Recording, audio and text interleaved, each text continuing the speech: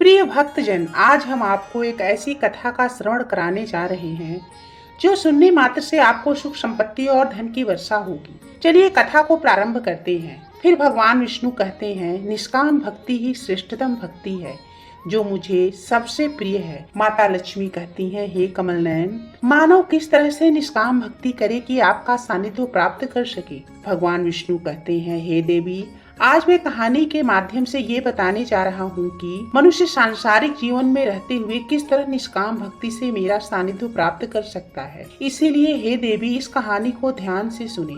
अगर आप इस कहानी को सुन रहे हैं तो पूरा सुनिए। इस कथा को आधा अधूरा छोड़कर जाने की गलती बिल्कुल मत करिएगा। इस पवित्र कथा को पूरा सुनने से मन चाहा फल की प्राप्ति अवश्य होगी। इसीलिए इस कथा को पूरा सुने। अगर आप विष्णु भक्त हैं तो भगवान विष्णु का अनादर ना करें।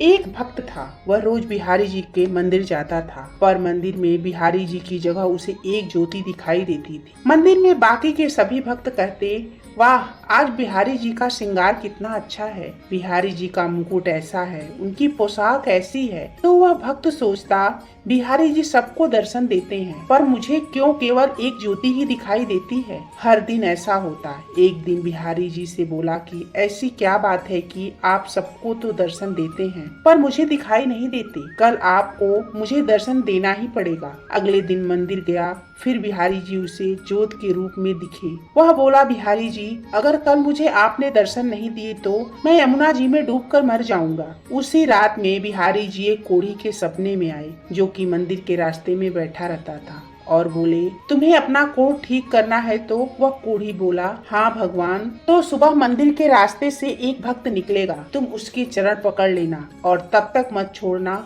जब तक वह ये न कह दे कि बिहारी जी तुम्हारा कोढ़ ठीक करे। अगले दिन वह कोढ़ी रास्ते में बैठ गया। जैसे ही वह भक्त निकला, उसके चरण पकड़ लिए और बोला, पहले आप कहो कि मेरा कोढ़ ठीक हो जाए। वह भक्त बोला, मेरे कहने से क्या होगा, आप मेरे पैर छोड़ दीजिए। कोढ़ी बोला, जब तक आप ये नहीं कह देते कि बिहारी जी तुम्हारा कोढ़ ठीक करें, तब तक मैं आपके चरण नहीं छोड़ूंगा। भक्त वैसे ही चिंता में था कि बिहारी जी दर्शन नहीं दे रहे, ऊपर से ये कोढ़ी पीछे पड़ गया था। तो वह झुझला कर बोला, जाओ बिहारी जी तुम्हारा कोढ़ ठीक करें, और मंदिर चला गया। मंदिर जाकर क्या देखता है, बिहारी जी के दर्शन हो रहे हैं। बिहारी जी से पूछने लगा, अब तक आप मुझे दर्शन क्यों नहीं दे रहे थे। बिहारी जी बोले, तुम मेरे निष्काम भक्त हो, आज तक तुमने मुझसे कभी कुछ नहीं मांगा, इसलिए मैं क्या मुंह लेकर तुम्हें दर्शन देता। यहाँ सभी भक्त कुछ न कुछ मांगते रहते हैं, इसीलिए मैं उनसे नजरें मिला सकता हूँ। पर आज तुमने रास्ते में उस कोढ़ी से कहा कि बिहारी जी तुम्हारा कोढ़ ठीक कर दी, इसलिए मैं तुम्हें दर्शन देने आ गया। इसीलिए मनुष्य को भगवान की निष्काम भक्ति ही करनी चाहिए। भगवान की भक्ति करके